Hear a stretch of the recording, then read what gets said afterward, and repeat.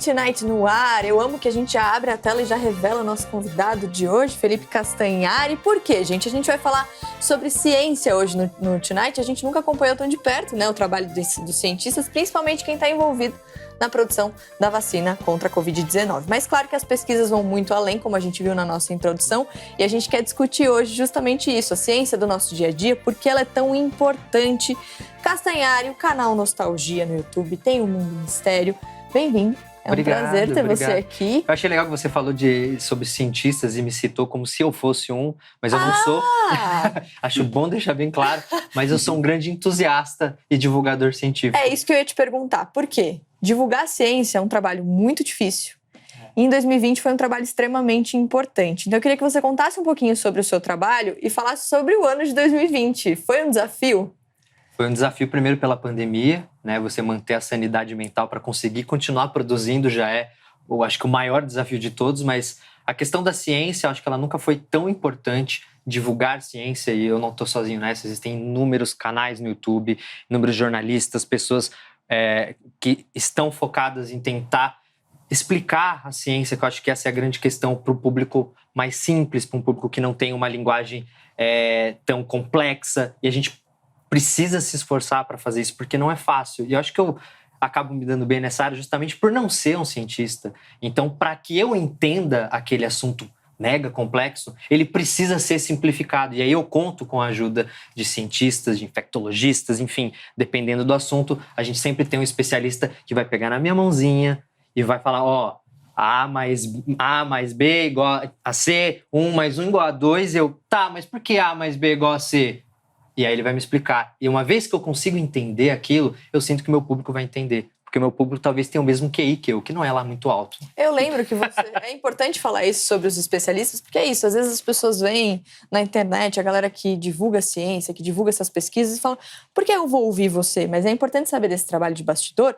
E a gente falou muito, né, Gabi, no ano passado, no Mundo Pós-Pandemia, a gente entrevistou várias pessoas sobre como é importante levar esse conhecimento para as pessoas, né? Então é um trabalho que ainda em 2020 nobre, foi muito importante. Sim, fundamental. Eu acho que a gente tem vivido, o Castanhari deve sentir isso também com o trabalho que ele faz, um momento muito delicado de perda de fé na ciência. As pessoas estão questionando cada vez mais e isso tem a ver também com o distanciamento do próprio vocabulário da ciência em relação ao vocabulário das pessoas comuns. E eu me incluo aqui entre as pessoas comuns, tá? Todos nós, eu gosto de dizer...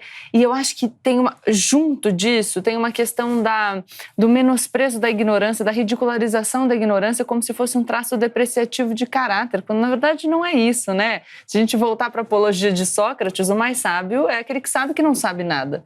A gente é muito mais ignorante do que sábio, tem muito mais coisas no mundo sobre as quais a gente não sabe nada. Mas de alguma forma, e eu acho importante falar isso, eu acho que a ciência se fechou num espaço que era muito inacessível. E esse trabalho do divulgador, que é pegar a ciência, porque também nem todo mundo tem que trabalhar com comunicação, as pessoas têm habilidades diferentes, têm objetivos diferentes. Mas existir essa ponte é fundamental para que as pessoas se sintam incluídas nessa discussão, incluídas nesse processo, até porque muitas decisões técnicas têm a ver, são decisões políticas. E aí você vai dizer para o cidadão o quê? Se você não for um especialista, você não pode debater sobre esse assunto? Pode sim, a partir de uma consciência da própria ignorância, de uma atividade no sentido de buscar informação e de pessoas que fazem a divulgação. Então você tem um monte de gente trabalhando, o cientista, o divulgador e o aprendiz que tem que atuar ativamente também para a construção.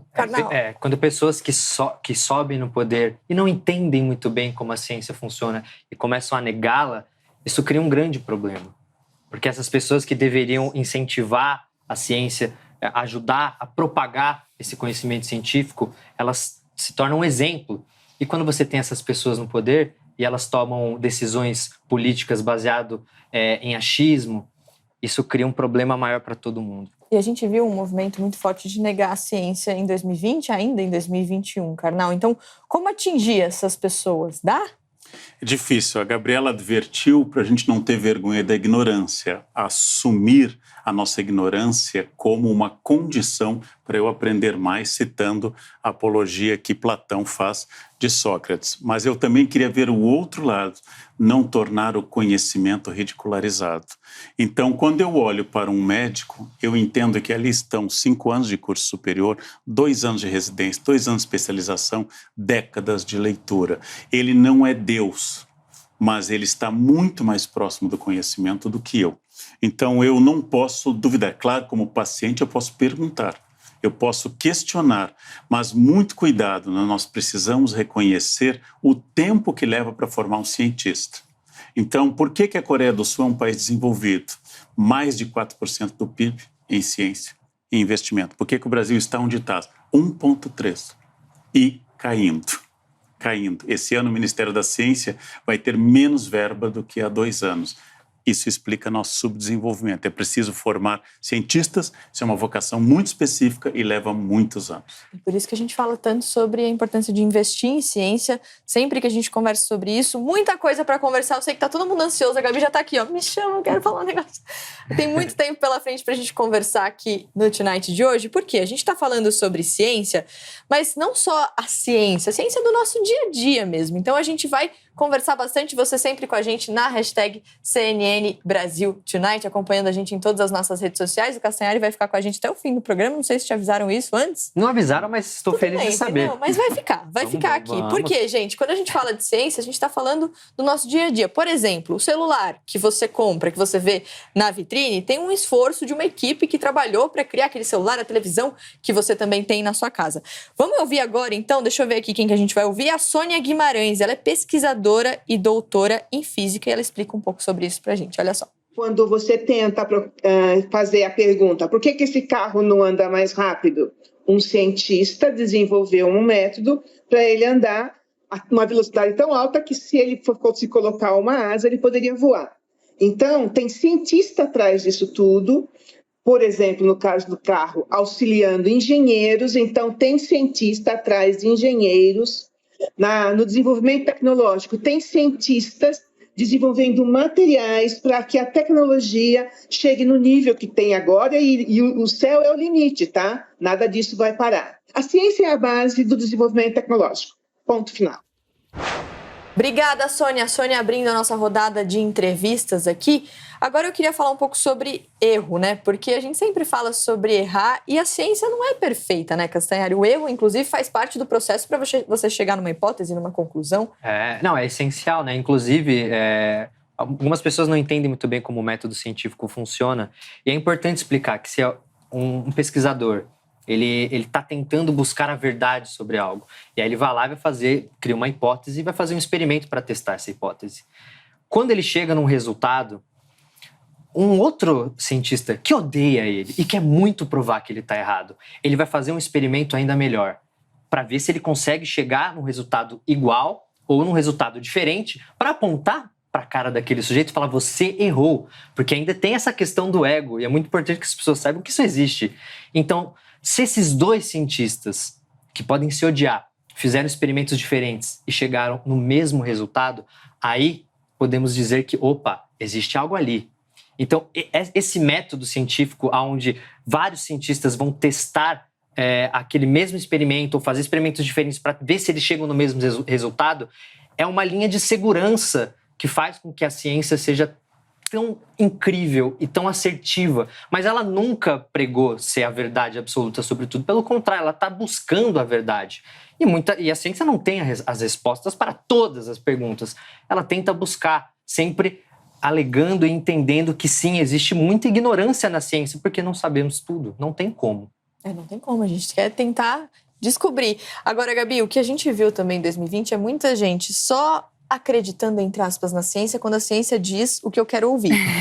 Né? Nosso viés de confirmação, que atinge inclusive os cientistas, enfim, contra o qual eles têm que lutar também. A gente tem essa tendência, a gente quer estar certo. Então a gente tem uma tendência de buscar entre aquilo que está disponível o que confirma a nossa visão de mundo ou o que confirma a nossa visão sobre o que eu acho que o mundo deveria ser. é natural. Por isso a gente precisa ter consciência desses vieses para tentar neutralizar o máximo possível. O Castanhari estava falando, então, do pesquisador, né? Essa briga de egos, o pesquisador vai tentar fazer uma outra pesquisa, um experimento melhor ainda, e a ciência é falseabilidade, se a gente for pensar no Popper, eu submeter, testar, fazer o advogado do diabo mesmo. Então agora eu vou fazer de tudo para tentar provar a minha hipótese como errada, como equivocada. E aí, se a minha hipótese sobreviver, eu de fato posso ter alguma coisa. É importante a gente pensar também na revisão pelos pares. Então, quando a gente recebe um artigo científico, porque isso acontece, não, eu tenho aqui a prova científica que eu preciso, pego um artigo, tudo bem.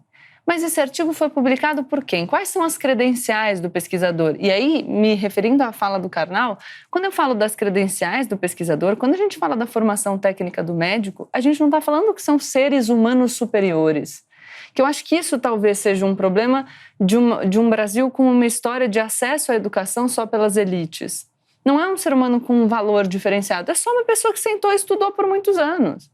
Né? A gente não senta e estuda tudo. Então, quem foi que fez essa pesquisa? Quem publicou a pesquisa? Qual foi a instituição? Quem que fez a revisão? Quais as credenciais daquele trabalho? Isso é importante a gente olhar, porque senão a gente pode ter 10 estudos, tem 9 dizendo o inverso do que a gente quer. Um fala o que a gente quer, de falar, olha aí. Tá lá, gente, olha aqui. Já vi acontecer. É muito importante, e a Gabriela lembrou, em primeiro lugar, a revisão pelos pares e a publicação em um organismo reconhecido. Por quê? Porque eu posso publicar qualquer coisa, inclusive minhas ideias terraplanistas, se eu quiser. Estar na internet não é sinal de autoridade. Então, a ciência nasceu de um método. Descartes traduziu como a dúvida sistemática. Francis Bacon advertiu sobre ídolos da tribo, ídolos do foro. Pasteur introduziu mais questões, Darwin introduziu mais questões no método. Então, eu preciso saber, não apenas que esteja na internet, mas se esse artigo de medicina saiu no jornal publicado pelo próprio pesquisador. Se esse artigo de física foi referendado por outras autoridades, porque a ciência define Einstein é o estado atual dos nossos erros. Então, ela não é uma verdade. Por isso, vamos distinguir uma coisa mais uma vez aqui no Tonight. Uma coisa é opinião, ela é livre. A outra é argumento, precisa de evidências. O cientista trabalha com argumentos. Então, opinião eu tenho à vontade e elas valem para o meu universo. Para fazer ciência, eu preciso de argumentos. Isso entra na discussão das fake news também, de quantas pessoas às vezes compartilham informações sem checar. Isso é perigoso, a gente já falou sobre isso várias vezes aqui no Tonight. Bom, vamos abrir a tela aqui para a galera ver que a gente está com as nossas lousinhas mais uma vez. Hoje o Karnal vai participar. Então deve ser uma coisa fora. Que assim, sempre rola um desafio, algum quiz do Tonight então aqui. ele vai ganhar, né? Então a gente vai incluir Leandro Karnal hoje. Olha só, as pesquisadoras Ana Bonassi e Laura de Freitas, elas estão no comando do canal Nunca Vi um Cientista no YouTube. E aí elas explicam, né, grandes descobertas da ciência, algumas curiosidades do dia a dia. Por exemplo, qual a diferença entre manteiga e margarina? E o que elas fizeram? Elas trouxeram, então, um desafio pra gente aqui no Tonight. Elas vão fazer perguntas relacionadas à ciência e a gente tem que escolher a resposta certa. A Laura, que é doutora em Biociências e Biotecnologia, abre a rodada. Olha só. Como vacina não tem em alta, a gente quer testar vocês. A primeira vacina desenvolvida foi a da varíola. Mas em qual ano ela foi criada? Alternativa A, 1796. Alternativa B, 1785. Ou alternativa C, 1803. E aí, Gabrioli Prielli? Problemático. Não, o Karnal é que vai. Não, é Qual problemático. Eu tô esperando o Karnal. Eu vou chutar de maneira independente porque eu sou corajosa. Eu vou chutar aqui a B. Não lembro qual que é a B, mas eu chutei. Problemático, não? Por quê? Ela começou com 1796, foi até 1803, não? Não. 1796, 1785 e 1803.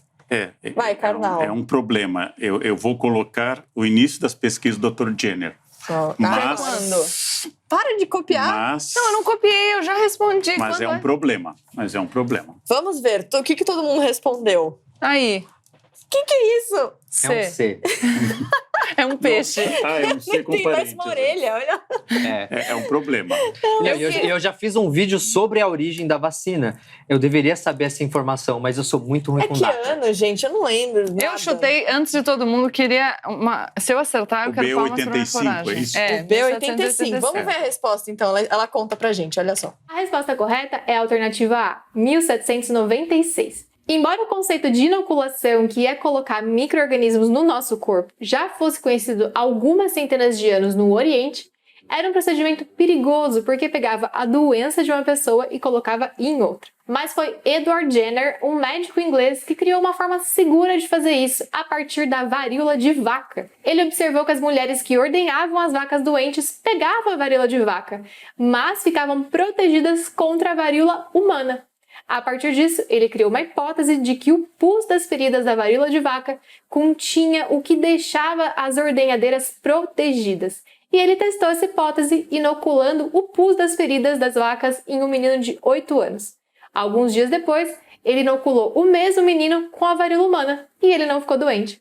A partir daí, Jenner testou o princípio em várias pessoas e funcionou todas as vezes. Ele tinha inventado a vacina, que tem esse nome por causa do termo em latim para designar a varíola de vaca.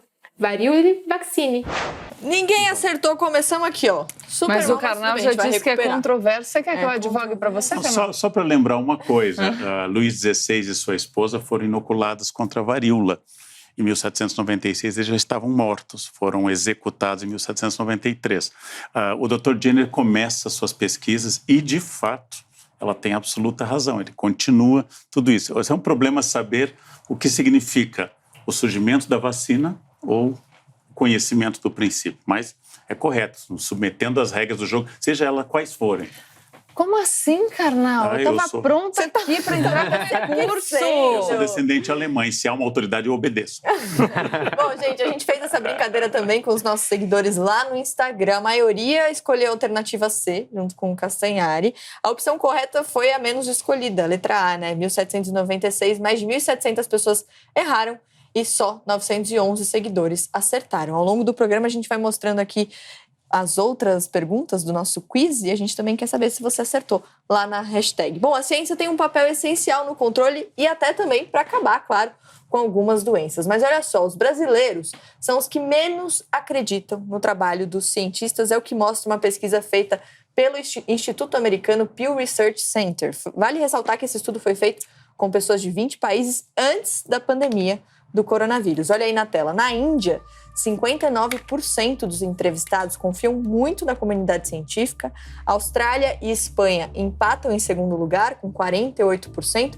No Brasil, o cenário é bem diferente. Só para 23% dos entrevistados, os cientistas fazem o que é certo para a sociedade. Mesmo resultado do Japão. No fim da lista, olha lá, Taiwan com 17% e Coreia do Sul com 14%. Outra pesquisa mostra o Brasil no topo de uma lista que mede o grau de desconfiança em relação ao trabalho dos pesquisadores. Olha aí, a gente é o país com mais resposta indicando que os cientistas fazem pouco ou não fazem o que é certo para a sociedade, 36% dos entrevistados. Na Malásia, o percentual é de 33%, Taiwan 31%, Índia, República Tcheca e Suécia demonstram muita confiança na ciência, isso porque só 11% dos tchecos, 7% dos suecos e 5% dos indianos não acreditam nos cientistas. Surpreende o resultado da pesquisa? Eu queria fazer uma observação, porque é interessante para juntar com o método científico. Olha como é importante a gente entender como a ciência funciona. A gente viu ali o dado sobre a pesquisa do Pew Research Center. Ela foi feita com pessoas de 20 países. O que a gente tem aí é um recorte na amostra. Então, a gente não pode transpor esse resultado para o mundo todo. A gente precisa considerar que esse é o resultado a partir de pessoas de 20 países. Depois, eu não sei quando foi feita essa pesquisa, mas a gente pode ter um recorte temporal. E o recorte temporal pode nos dar outras informações. Por exemplo, o fato de o Brasil estar no topo da lista de desconfiança, dependendo de quando essa pesquisa foi feita, se a gente estava no momento enfrentando uma crise de desconfiança das instituições como um todo, pode ser representativo desse fenômeno. Então, talvez se a pesquisa fosse conduzida noutro intervalo de tempo em que as pessoas não estão desconfiadas do poder de maneira geral, a gente tivesse um resultado diferente. Agora, Castanhari, eu tenho uma dúvida em relação a quem divulga ciência. Em 2020, você fez esse trabalho, falou sobre pandemia, falou sobre vacina, falou sobre todos os assuntos que a gente precisava ouvir. E, obviamente, o retorno das pessoas, uma parte desse retorno, negava o que estava acontecendo. Como você lidou com esse negacionismo no seu público, no seu conteúdo? Eu tento sempre, quando eu estou fazendo algum vídeo, não impor nada. Eu tento ser o mais leve possível na maneira com que eu vou explicar a informação, justamente porque eu quero atingir o cara que não acredita. Eu quero informar quem já acredita, dar os argumentos para essas pessoas, mas o cara que não acredita, eu quero tentar convencer ele. E para você convencer alguém que não acredita, você precisa ter um tato muito grande. Só que, assim, para minha felicidade, a maioria esmagadora das pessoas foram bem receptivas aos vídeos, que eu já fiz um vídeo sobre a origem do coronavírus, eu já fiz um vídeo sobre a origem das vacinas, eu já fiz um vídeo até sobre a Terra plana. e super respeitoso com quem acredita que a Terra é plana, porque eu não quero ridicularizar aquela pessoa, eu quero mostrar para ela como a ciência funciona e o porquê aquilo que ela acredita não faz muito sentido. E dar argumentos melhores para ela. E para isso eu utilizo de várias técnicas. Mas, assim, nunca vai ter um consenso. Assim, eu nunca vou conseguir convencer 100% das pessoas. Até porque a gente entende que, em vários momentos, as pessoas utilizam até, por exemplo, eu já vi cientista indo em programa de talk show falar que aquecimento global era uma mentira. E aí você vai entender que não existe um consenso, não é 100%, mas é ali perto dos 97%. Então você vai ter 3% de cientistas que não acreditam. E aí quando você pega esses cientistas e você usa a palavra cientista e você dá um argumento completamente contraditório, isso confunde as pessoas. Então é importante também ter esse entendimento. Na história a gente já viu que isso já aconteceu inúmeras vezes, de empresas pagarem cientistas para negar. Por exemplo, na época do chumbo na gasolina, que contrataram um cientista, uma grande montadora contratou um cientista para dizer que o chumbo não fazia mal para a saúde. Por quê? Porque eles usavam o chumbo tetretila como aditivo na gasolina para fazer ela render mais. E aí eles contrataram um cientista para defender o chumbo. E aí, anos depois, já é consenso de que o chumbo faz muito mal para a saúde, é tóxico em qualquer nível. Então, a gente tem que lidar com isso também, entender de onde veio esse cientista e se o que ele está falando é consenso ou não. Além de 2020, Karnal, em que outros momentos da história a ciência foi tão importante? A ciência sempre foi muito importante. Eu resisto um pouco ao uso do verbo acreditar, porque acreditar pressupõe fé. Eu tenho fé em uma entidade religiosa, eu tenho fé em um princípio abstrato. A ciência eu debato, eu provo ou desminto. Qual é o antídoto para a má ciência, como o Felipe acabou de citar? É a ciência. Então, como significa isso? O sistema científico corrige seus erros.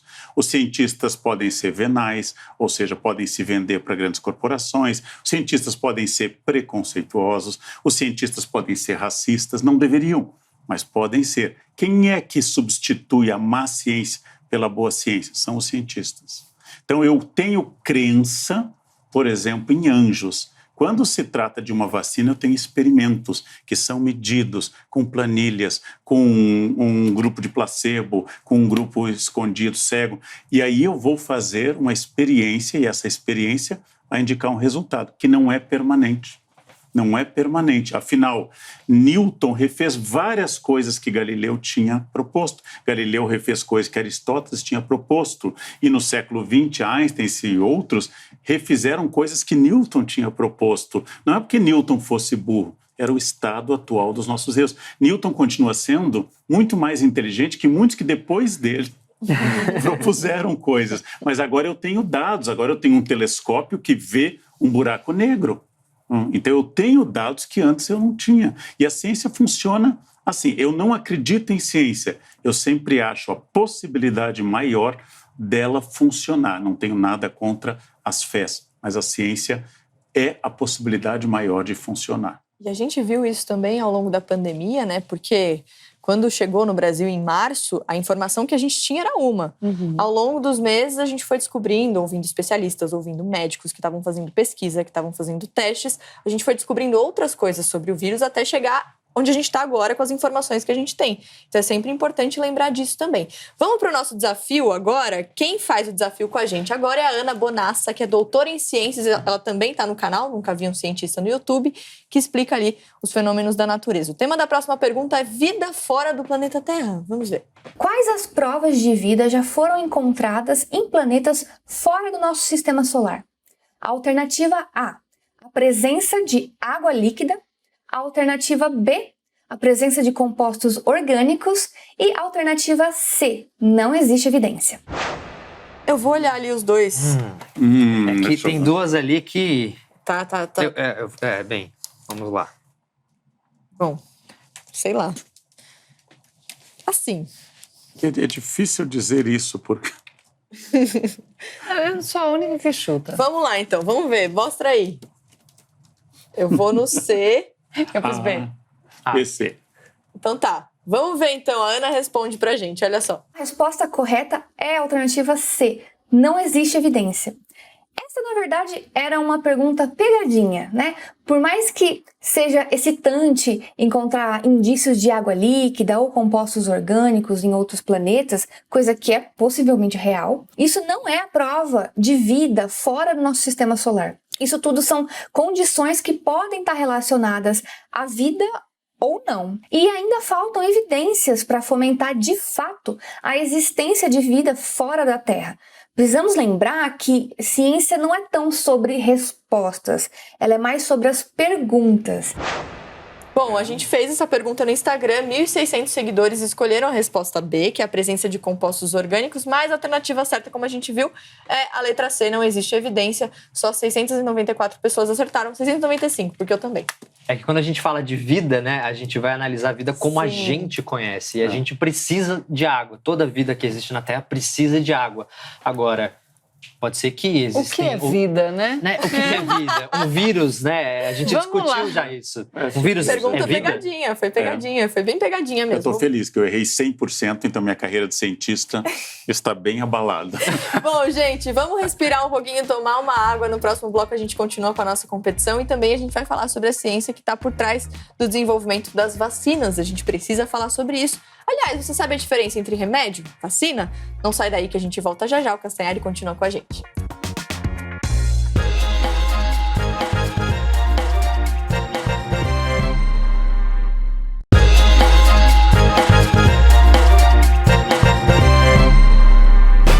De volta ao nosso CNN Tonight de hoje, falando sobre a importância da ciência no nosso dia a dia. Felipe Castanhari com a gente. Já agradeço mais uma vez. Ele que fez o trabalho de divulgar a ciência ao longo da pandemia, faz esse trabalho há muito tempo. Agora a gente vai falar sobre investimento, porque a falta de investimento em ciência pode, claro, ter efeitos dramáticos no desenvolvimento de um país. E a gente conversou sobre isso com a socióloga Fernanda Sobral. Ela é vice-presidente da Sociedade Brasileira para o Progresso da Ciência. Olha só. Pode-se afirmar que há aqui uma competência científica acumulada que se deve a políticas de fomento e de pós-graduação anteriores que consolidaram nossa ciência, com consequente atuação das universidades e dos institutos de pesquisa. Por exemplo, novas estratégias de vacina que estão sendo utilizadas para a Covid-19 já estão sendo desenvolvidas há cerca de 18 anos. Ou seja, o investimento no passado está garantindo a ciência no presente. Mas e o futuro? Se não houver investimento na ciência na atualidade? Como se pode notar, não só os bolsistas e pesquisadores serão prejudicados, mas toda a população brasileira será afetada com os cortes de investimentos na ciência. Sabe, Mari, é engraçado a gente pensar nessa questão do investimento na ciência num momento em que líderes políticos descredibilizam tanto a ciência e todos os espaços de produção de conhecimento, no geral. E a gente pode pensar, claro que a gente tem que falar de bem-estar, né? Mas a gente pode pensar, por exemplo, em competitividade na economia. Se a gente não produz tecnologia, a gente vai ter que comprar tecnologia de algum lugar. Como é que a gente vai fazer, por exemplo, para explorar o nosso meio ambiente de maneira sustentável se a gente não desenvolve pesquisas nessa área? A gente ouviu muito durante a pandemia que o Brasil não podia parar, que a gente não tem caixa para conseguir prolongar o auxílio emergencial por tempo indeterminado, que a gente não consegue segurar as pontas das pequenas e médias empresas. Qual é a alternativa que a gente tem agora para voltar a trabalhar, para as pessoas poderem retomar as próprias vidas? A vacina. E a gente precisa do quê para desenvolver vacina? De ciência. Então, não tem alternativa. E uma coisa muito interessante que o Karnal falou, ele diz, não dá para a gente falar se você acredita na ciência, porque não é uma questão de crença. A questão de crença é o dogma, a gente vai para outro lugar. Mas a ciência, ela interpreta e vai chegando cada vez mais perto do mundo como ele é. E aqui tá, eu acho, o melhor argumento em favor da ciência. Se você está decidindo a sua vida com base no achismo, você está ampliando de forma muito sensível a sua possibilidade de errar. Porque o mundo não está preocupado com o que você acha dele. Ele é aquilo que ele é. Então, se você não se alicerça nas evidências, você vai decidir mal. E as pessoas, é claro que cada pessoa tem um filtro ideológico, vivências diferentes, só que uma questão é a seguinte: se você pegar inúmeros cientistas que fizeram descobertas importantíssimas para a humanidade, e você apaga essas pessoas da história e escolhe outras para terem essas mesmas descobertas, não importa se elas vão ter ideologia diferente, vivências diferentes, elas vão chegar no mesmo resultado. Porque o método científico, ele é tão confiável que você pode mudar a pessoa. Se ela utilizar a mesma técnica, ela vai chegar no mesmo resultado. E uma questão que colabora para aumentar a nossa preocupação, a fuga de cérebros do Brasil. Porque já é difícil a formação de uma pessoa dentro da ciência. É muito complicado e exige muito tempo, muita concentração. E muitos que seguiram esse caminho não sentem condições de continuar no Brasil. Estão indo para centros onde ganhem mais, ou aquela dificuldade enorme no Brasil de importar um componente. A burocracia de importação, a burocracia para você organizar um evento científico. Resultado, muitos cientistas vão para o exterior, porque lá eles se sentem amparados. Os países adoram cérebros e atraem cientistas. Essa migração de cérebros é desejada pelos países, não? E é muito triste isso, né? Se você não vê um ambiente ali propício para você crescer, para você trabalhar, para você conquistar, para você descobrir, né? Então, bom, gente, vamos continuar aqui com as nossas perguntas do nosso quiz. Vamos lá. Porque agora a gente vai mostrar que ciência e culinária tem tudo a ver. Eu entendo zero de culinária, né? Só de comer, de fazer qualquer coisa eu entendo zero. Eu também. Então eu já sei que eu já saio perdendo nessa. Mais uma etapa do desafio da Laura e da Ana, das cientistas apresentadoras do canal Nunca Vi um Cientista no YouTube. Dessa vez a Laura, que é doutora em Biociências e Biotecnologia, pergunta se alguém sabe o segredo para assar um pudim sem furinhos, gente. Vamos ver. De acordo com a ciência, qual é o segredo para o pudim sem furinhos? Alternativa A: usar banho-maria com água quente para assar. Alternativa B: bater o creme no liquidificador. Ou alternativa C: assar em temperatura baixa até 180 graus. Como eu disse, eu sei zero dessas coisas, eu vou chutar total. Eu não faço a menor ideia. Mas Nossa. Você foi assim? Você tá confiante assim? Eu pediria a minha mãe para fazer quando ela era viva, porque era a alternativa de fazer um pudim sem furinhos. Mas é só não bater muito. Eu gosto do pudim com furinho. Pois é, Eu não sabia que ele era duas ruim. escolas. Isso são duas escolas. Entendi. É a escola do biscoito e da bolacha. Não tem muita lógica. Não tem consenso nessa Não tem área. consenso. Entendi. Só coentro que tem, né, Carnal? Claro. Não tem, não. Não, que... Eu Vamos ver o botei C. resultado, vamos ver o Eu também resultado. Vai coloquei ser C. polêmica, vamos lá. A alternativa correta é a alternativa C: assar em temperatura baixa. Cientificamente falando, o pudim com furinho é um erro. O principal ingrediente que dá textura para o pudim é o ovo. E isso acontece através de um processo chamado coagulação, em que as proteínas da clara e da gema passam de um estado líquido para um estado sólido. Só que para essa coagulação acontecer bem feita, ela precisa ser aos poucos, com uma temperatura branda, para as proteínas irem se acomodando no seu novo arranjo. Se eu dou tempo para as proteínas passarem tranquilas por todas as etapas de coagulação, usando um banho-maria, por exemplo, e um forno com temperatura baixa, elas vão formar uma estrutura bem estável e uniforme, lisinha, que é o pudim sem furinhos. Mas, se eu dou muito calor de uma vez, usando uma temperatura alta, ou então não usando banho-maria, a temperatura da massa sobe muito rápido e é como se o processo todo pulasse várias etapas, indo direto para o final. Então ele é meio bagunçado, não fica uniforme e ficam vários buracos para trás. Esse é o pudim com furinho. Divide o mundo, pudim sem furinhos e com Eu furinhos. gosto do furinho e pela descrição dela eu percebi que a minha personalidade tem mais a ver com o pudim com furinho também. É, porque é ser mais por isso. rápido, é mais instável. Mas se você bater muitos ingredientes na batedeira, no liquidificador, você vai aerar muito a massa, não? Só que isso vai fazer com que o caramelo entre mais. Ele vai ficar Ai, mais que doce por delícia. dentro. Agora, se você que nem fizer mais eu, uniforme... doce por dentro, Exatamente. tá vendo? Bem lá no fundo. Né? Bem Se lá no você fundo. procurar assim, ó, Se procurar, você encontra doçura, é verdade. lá em casa, quando o pudim fica muito bom, meu pai fala que a gente errou. Nossa, errou feio. Vamos ver o que os nossos seguidores lá no Instagram não sabem, falaram sobre isso, porque pelo visto eles não sabem assar um pudim sem furinhos. Mais de 1.400 pessoas escolheram a alternativa A, que é usar banho-maria com água quente para assar. E como a gente acabou de ver, o segredo é assar em temperatura baixa. Letra C, Castanhari e Leandro Carnal acertaram junto com outros 1.300 seguidores. peraí. Não sirvo para ser cientista, mas se eu abrir um restaurante... Sucesso! Não, e me parece que a alternativa A a alternativa C não exclui a alternativa Não. A, porque ela falou da necessidade do banho-maria. E Então, nem o liquidificador.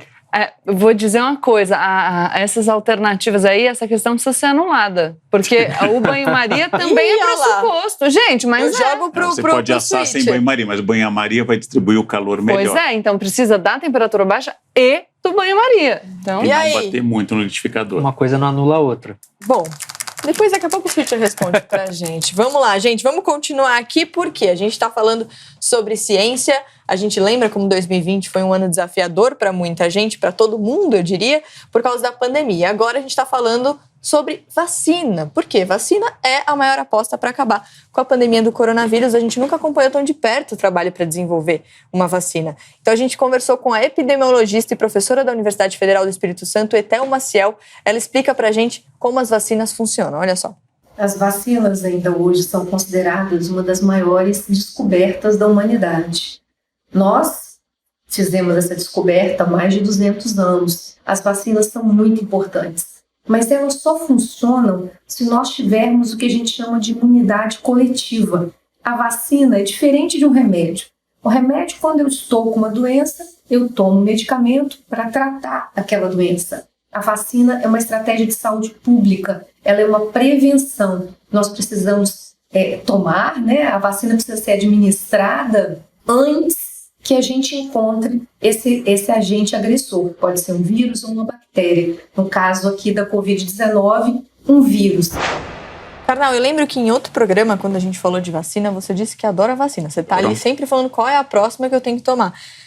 Te assusta em 2020 as pessoas ainda questionarem vacina? 2021? Tem um lado meio terrível meu que acha deixa Darwin agir. Né? O problema das pessoas que são contra a vacina é que elas vão atingir outras pessoas. Por isso eu volto a dizer, eu não tenho raiva do terraplanismo. Eu acho divertido. São as mesmas pessoas que acreditam em reptilianos e outras coisas, mas eu tenho raiva de quem não toma vacina e vai contaminar outras pessoas. Se pudesse transferi-las todas para uma ilha ou para um lugar distante, a minha liberdade não pode ser negociada quando coloca em risco o bem-estar de outra pessoa. Nem a ética, nem a lei pressupõe isso. Então eu sou livre, mas até o limite que eu posso ofender, incomodar ou até matar alguém. Então, eu não sou livre para ir a uma festa se eu sou jovem, porque eu tenho parentes, vizinhos e outras pessoas idosas. Eu não sou livre. Eu só sou livre sozinho em uma ilha, sem contato com ninguém. No resto, eu tenho que negociar essa liberdade com o bem-estar coletivo. Então, eu tenho raiva de quem é contra a vacina. Eu gostaria de dizer que morram, mas eu sou obrigado a dizer que pelo menos não matem, que já é bastante. Né? E na pandemia a gente falou muito sobre o cuidado com o outro, né? Como a gente começou a pensar, espero, né, que pensar mais no outro. Agora, Castanhari, você falou que você fez um vídeo sobre vacina. Como foi o retorno desse vídeo sobre vacina? Dos meus vídeos sobre ciência foi um dos menos acessados. Sério? Eu não sei se talvez não desperte tanta curiosidade ou se as pessoas acham que já sabem o suficiente sobre, mas acho que a grande questão mora mesmo na ignorância.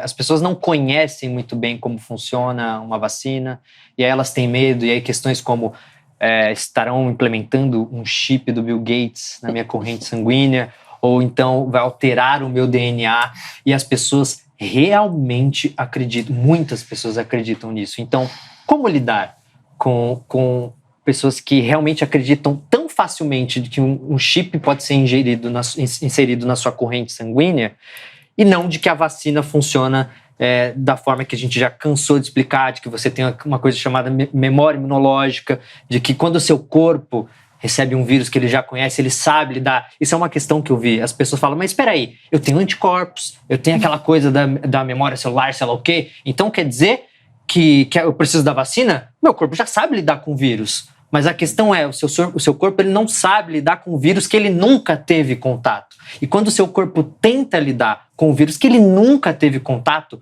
ele pode se prejudicar muito mais. Ele pode se ferrar nessa história. Então a vacina, ela serve como uma memória para o seu corpo. Você vai inserir ali um vírus que pode ter morrido, ou está enfraquecido, ou uma parte do DNA de um vírus, mas ele não é o vírus pleno, forte, pronto para destruir a sua vida. Ele é um vírus enfraquecido que só vai ensinar o seu corpo como lidar com a ameaça. E uma vez que ele ensina o seu corpo e ele aprende, você não precisa mais disso. É muito simples, mas as pessoas precisam entender como isso funciona para elas pararem de ter medo. E todo mundo vira especialista em tudo também, né, Gabs? Eu acho que tem isso, eu acho que tem um momento de desconfiança do poder generalizada. Ele falou o chip do Bill Gates, né, a alteração do nosso DNA, desse plano de dominação que foi elaborado pelas elites do globalismo. É só um chip do Bill Gates, como ia nos melhorar, gente. Olha pro Bill Gates. Fez tanta Pelo coisa amor boa, de Deus, facilitou vai tanto, alterar né? seu DNA, minha senhora, meu senhor, aproveita. A chance. Aproveita, é uma chance de reengenharia.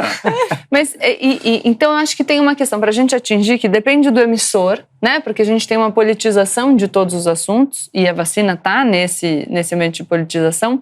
Mas para quem está com medo desse plano de dominação que vem das elites mundiais, eu vou propor o seguinte raciocínio. A ciência opera em favor de quem não domina, dos dominados. E eu explico por quê. Ela opera, portanto, contra as elites. E eu digo isso porque a ciência ela demanda evidência, ela demanda o experimento, ela exige o método. Ao passo que se a gente prescindir da ciência, se a gente abre mão da ciência, o que a gente vai ter é um líder dizendo o que ele quer, com alicerce em coisa nenhuma. Dá para imaginar um poder mais absoluto que esse? E a gente vê isso acontecendo. Então, por exemplo, a vacina vai colocar na sua corrente sanguínea um chip do Bill Gates. A evidência disso? Ninguém sabe. A vacina pode te transformar num jacaré. A evidência disso? Ninguém sabe. Ou, as eleições foram fraudadas. Por quê? Porque essa conclusão me interessa. A evidência disso? Ninguém sabe. Então, é a ciência que exige a evidência. E por exigir a evidência que liga a conclusão à realidade, ela limita o poder. Abrir mão da ciência é dar poder absoluto e ilimitado para pessoas num espaço de liderança. E traz uma outra discussão que a gente também já falou aqui no Tonight, que é você assumir que você pode estar errado, Karnal. Por que as pessoas têm tanta dificuldade?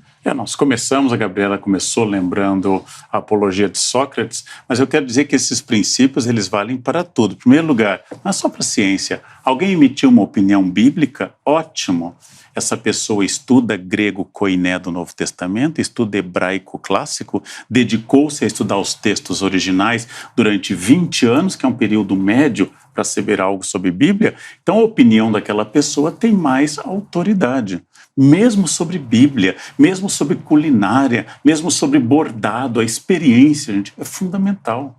Então eu vou ouvir, não é porque as pessoas sejam infalíveis, mas é porque a experiência é fundamental. E é claro que gente experiente erra, tem erros médicos notáveis, erros da ciência notáveis. O século XX está inteiro tomado de grandes acidentes causados por problemas. Vejam o caso da talidomida. Os laboratórios apresentaram como medicamento eficaz contra enjoos e cólicas na gravidez e causou uma formação fetal de milhares de pessoas.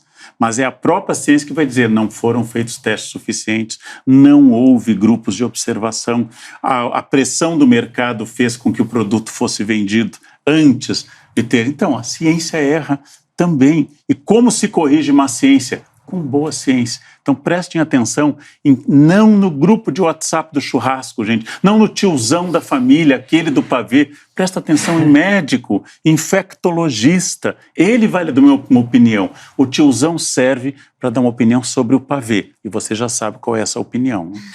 Castanhari, a gente está falando sobre um ambiente muito difícil para divulgar ciência, né? Então, por que você quis fazer isso?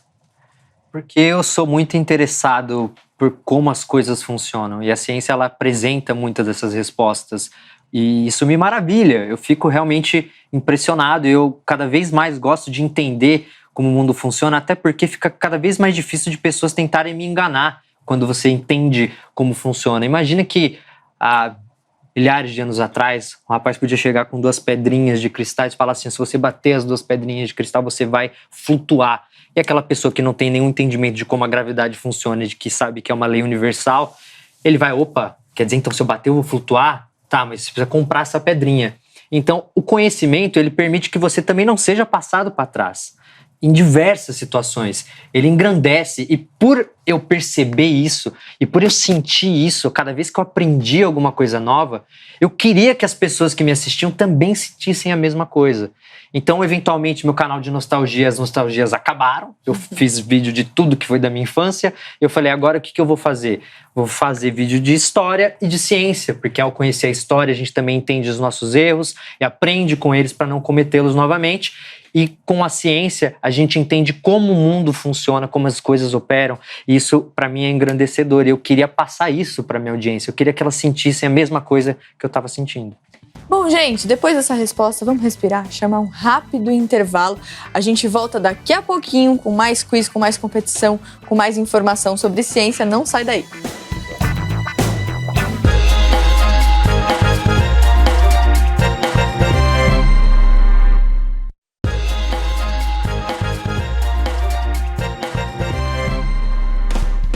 De volta a CNN Tonight especial, falando hoje sobre ciência, e a gente segue aqui na nossa competição, no nosso quiz sobre ciência com Felipe Castanhari com a gente hoje. Por enquanto, cada um aqui tá com um ponto. A Gabi tá... Tá todo mundo com ponto? Eu também acertei o pudim. Eu fiz Você acertou o pudim? Claro. Você acertou o pudim? Ai, só me faltava essa. A gente tem, peraí, a gente tem alternativas que, enfim, não funcionam pra nada, a questão deveria ser anulada. A gente tem critérios arbitrários pra determinar o vencedor. Agora a Mari anula o meu ponto. Mas eu acho que esse espaço é maravilhoso. A gente ela vive ainda, não fica assim, não termina sei, não. comigo. Ah, gente. Bom, tema Marioli agora. Marioli. O tema do nosso quiz agora, energia solar. Olha só. Durante a noite, é possível gerar energia a partir do Sol? Alternativa A, não, porque precisa de luz direta. Alternativa B, sim, já existe a tecnologia, inclusive. E alternativa C, o Sol não gera energia. Não sei se é uma pegadinha. Eu posso falar, é tão óbvio. Mas eu vou no óbvio. Eu vou testar no absurdo. Você também? Eu vou no óbvio, porque às vezes é falsa pegadinha. Não, eu vou no absurdo. Eu vou nesse aqui. Vamos ver? Vamos ver a resposta? Deve ser o Sol não gera energia, o que gera energia é X. Vamos ver. A alternativa correta é a alternativa B. É possível e essa tecnologia já existe. A gente está acostumado a ver a energia solar sendo aproveitada a partir daqueles painéis solares, que são chamados painéis fotovoltaicos. Para esses painéis, realmente é necessário ter a luz direta do Sol para gerar energia. Mas existe um outro dispositivo que permite gerar energia mesmo após o Sol se pôr. O nome dele é heliostato e funciona direcionando a energia do Sol para uma torre central. E nessa torre, a grande quantidade dos sais nitrato de sódio e nitrato de potássio, que quando são aquecidos pela energia solar, eles acabam derretendo, atingindo temperaturas altas, cerca de 500 graus Celsius.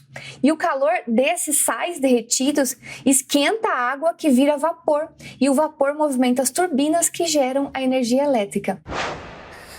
Eu tô amando aqui a discussão nos bastidores sobre as respostas, mas isso quer dizer que eu acertei, entendeu? Porque já existe tecnologia pra isso. Tudo que já existe tecnologia pra isso, eu coloco, entendeu? Já existe tecnologia pra tudo. Feliz, Rita. Você é uma chutona. Especialista em tecnologia. E olha só, não só eu, os nossos seguidores no Instagram também mandaram super bem. 1.800 pessoas acertaram o desafio e escolheram a opção certa, que é a B. Já existe tecnologia para gerar energia a partir do Sol durante a noite. Bom, gente, trabalho árduo, investimento, principalmente diversidade. Vamos ouvir o trecho, o último trecho da fala da Sônia Guimarães. Ela diz o seguinte: não vai ser possível ter um país desenvolvido se parte dele é excluída. Olha só. Sem sombra de dúvida, é muito importante ter diversidade. As mulheres, porque elas são fantásticas, inteligentíssimas, têm ideias fantásticas e elas só podem somar e mudar essas ideias antigas desses homens brancos que são os que comandam a ciência. é importante a diversidade toda, tá? Mulheres, negras, índias, porque cada um vem com a sua cultura, com a sua ideia, com a sua necessidade. Portanto, cada um só pode acrescentar uma ideia nova para que essa ciência consiga resultados novos para todos, não só para os ricos e maravilhosos que têm um monte de dinheiro no bolso. Não, para todo mundo. E é importante incluir todos, porque enquanto a gente continua excluindo parte da população do Brasil, o Brasil só vai se desenvolver em parte. Não vai ser possível ter um país desenvolvido se parte dele é excluído.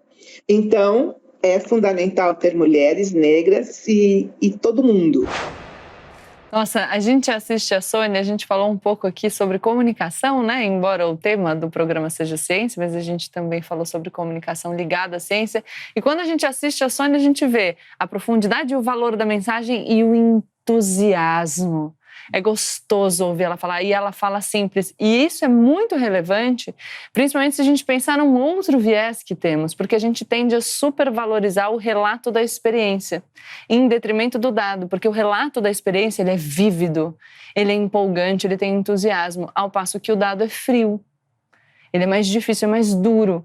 Então a gente tem um monte de dado disponível e de repente a gente, eu ouvi uma história de um tio meu, e aí esse meu tio melhorou porque ele tomou água da caneca do Tio Night e de repente acabou o Covid. Então, que bom, parabéns, né? Fico feliz pelo seu tio, mas isso é uma história, isso não tem representatividade, a gente não tem uma amostra representativa e, portanto, não serve para nada.